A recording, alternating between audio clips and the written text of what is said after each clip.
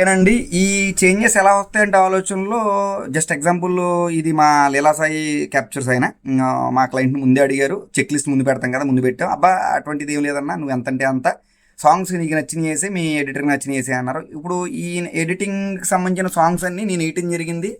ఇవి నాకు నచ్చిన సాంగ్స్. ఇప్పుడు జస్ట్ మీరు ఇది థీరీ చూడొచ్చు, కంగారు పడకండి. ఇది ఏంటి షార్ట్ డివిజన్, ఏదైనా ఫిల్మ్ తీస్తున్నారా, షూటింగ్ తీస్తున్నారా అనుకుంటారు. ఇది మా ఫోటోగ్రాఫర్ నాకు ఇచ్చిన ఒక సాంగ్ చేంజెస్ సంబంధించిన టైమింగ్, డ్యూరేషన్, ఎక్కడ ఏ పాట చేయాలన్నది ఇచ్చారు.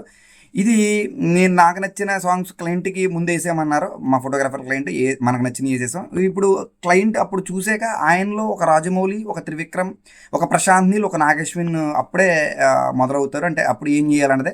అంటే ఈ వీడియో మిక్సింగ్ ఏదైనా సరదాగా ఏదైనా ఒక గంట లేకపోతే పిల్లలు ఆడికి ఆటలాగా చేసే ఆట అనుకుంటారు ఏంటి తెలియదు. మిక్సింగ్ చేసాక అది వారం రోజులు 10 రోజులు కష్టపడి కూర్చొని మిక్సింగ్ చేసాక అప్పుడు ఏ సాంగ్స్ ఎక్కడ పెట్టాలో చేంజెస్ చేస్తారు. ఇదే ముందే ఆ సాంగ్ లిస్ట్ రాసిస్తే ఈ బాధ లేదు కదా అతనికి.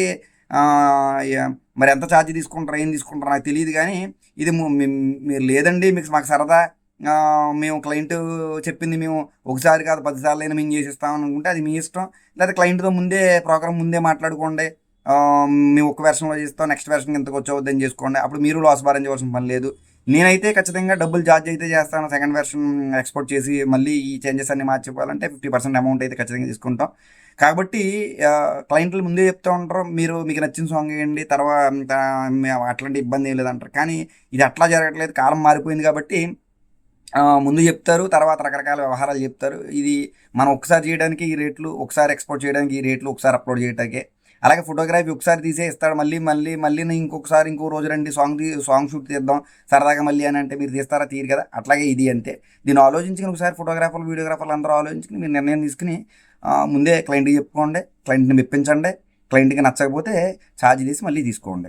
అలా ఒకసారి కాదు, 2 సార్లు కాదు, నెలకు ఒక వెర్షన్ల కాడికి మీరు సరదాగా ఇవ్వండి.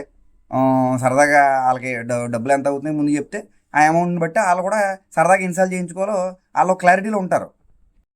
ఓకేనండి, ఈ వీడియో ఇంతవరకు చూసారంటే చాలా క్యూరియాసిటీగా, ఇంట్రెస్టింగ్గా ఉందని నేను భావిస్తున్నాను.